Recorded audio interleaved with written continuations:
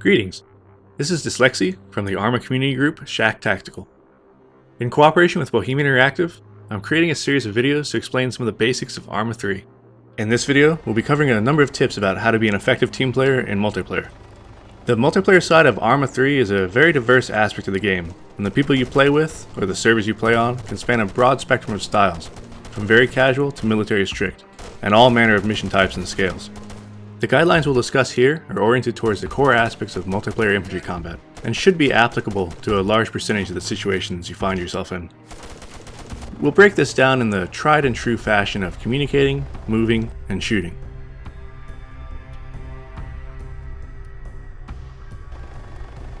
Knowing when, how, and what to say is often one of the most fundamental multiplayer skills for effective teamwork and coordination to occur. The cornerstone of communicating in Arma is that of being concise and clear with what you say. Sometimes combat is extremely fast-paced and a lot may need to be said in a short period of time by many different people. Keeping your messages short and to the point, thinking about what you're going to say before you say it, really helps your team to respond to threats more quickly and carry out orders more effectively. When working with other players, a contact report is a means by which anyone can alert teammates that they've spotted or are taking fire from the enemy.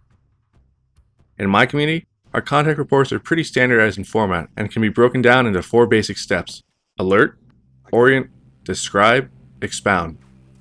In the alert, you simply shout, "Contact!" This warns everyone of danger and lets them know that you're about to tell them more about that danger. Next, you provide the orientation. Is the enemy to your front? Are they close?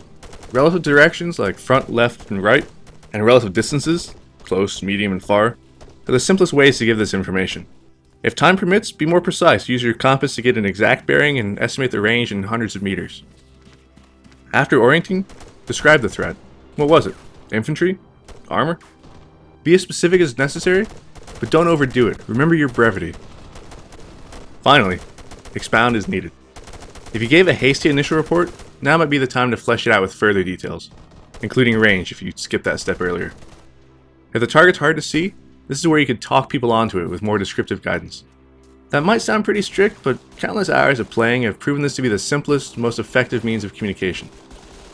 Aside from simply calling out enemy threats, another key aspect of communication with your teammates is to let them know what you're seeing, what you're doing, and anything that can help the team.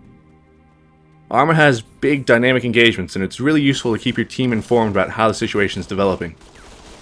If you're moving, let your team know. If you see the enemy maneuvering to a different position, call it out. When you're running low on ammo, make sure people know it. If you're throwing a grenade, give a warning. Frag out is a typical call.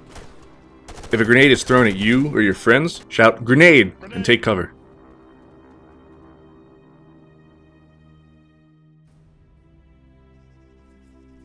Movement with other players requires an understanding of a few basic principles that, when adhered to, will smooth things out and increase the overall effectiveness of your group. For starters, always try to work in pairs at the very least.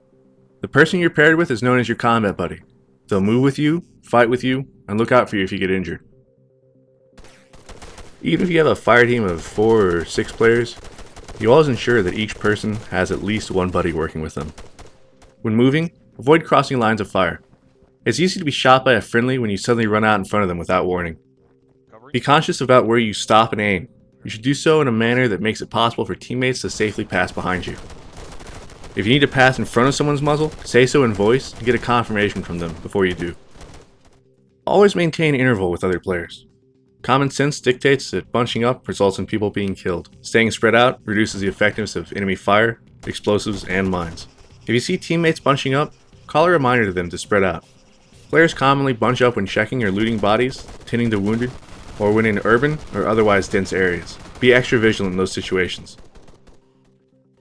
As to urban areas, when you're clearing courtyards, buildings, or other structures, remember to enter and peel to the opposite side of where the prior person went. A good tip to remember is that if your buddy goes in and turns left, follow him and turn right to cover that side of the interior. Knowing how to pie a door or other opening can help in safely moving through closely confined areas. This is simply the act of moving around such that you reveal a slice of an area at a time. If you do this correctly, you'll know much of what lies on the other side of a doorway or similar, and can concentrate primarily on the things you couldn't see via your pieing. Regardless of what your team is doing, Continually assess what you can do that will help the most. Check where everyone's covering, and if a sector is not covered, take it upon yourself to fill in the gap. Your teammates will thank you later. If a friendly is killed and had a machine gun or anti-tank weapon, something special, make sure your team doesn't leave the area without recovering it. You never know when you might need the extra firepower.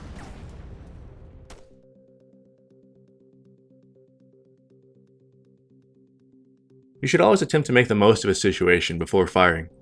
Often this means passing information about the enemy to your teammates so that everyone can get aimed in and positioned before the engagement starts. But there will be times where the enemy will show up unexpectedly at close range or otherwise in a fashion that requires instant action. Remember your contact reports in brevity, but also remember that the act of you firing rapidly is an unspoken contact report all of its own. While you're shooting, continually assess the situation. Watch for enemy movements, communicate them to your friends, and scan your surroundings, even behind you, to ensure that nothing sneaks up on you or surprises you. Aim for the center of the visible mass of whatever you're shooting at, and shoot it until you know it's down. When a fight seems to be over, take your time assessing that.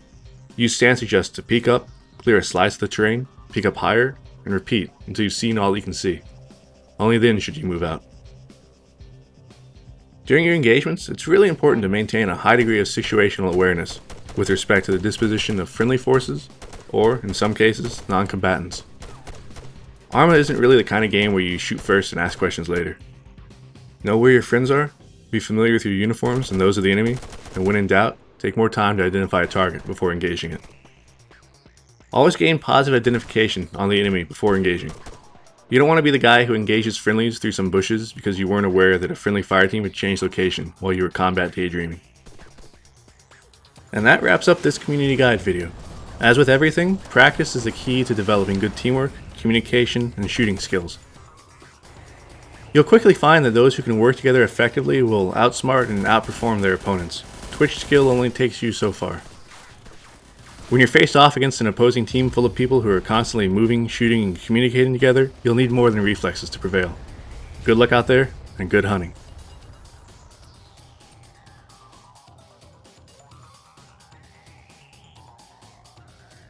For more community guide videos, be sure to subscribe to the official Arma 3 YouTube channel.